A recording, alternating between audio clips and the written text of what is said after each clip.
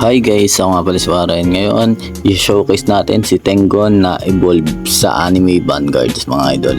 Showcase ito ng mga skills niya pag in-evolve nyo si Tengon. Full AoE siya, maganda siya.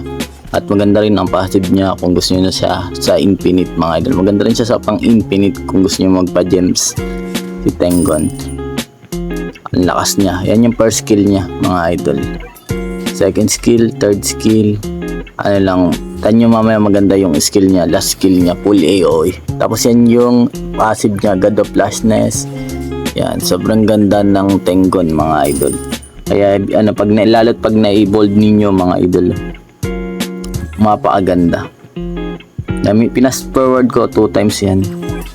Pinapakita natin lahat. Tama yung upgrade 4 niya, maganda. Naghahagi siya ng swords mga idol. Update 4. Upgrade 4 pala. Upgrade 5 sumusugod siya. Upgrade 5 niya.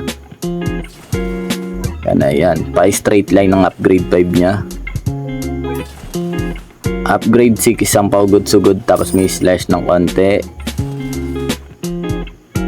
Yan, ang ganda rin ng upgrade 6 niya. Isang straight line lang. Upgrade 7, ganun pa rin. Slice rin ng isang haba.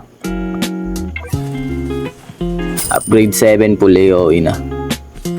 Upgrade 8 full AoE mga idol. Maganda yung full AoE lalo't sa mga tambang hawak ng range niya mga idol. Napakalawak. Kasi naka marksman siya riyan na traits.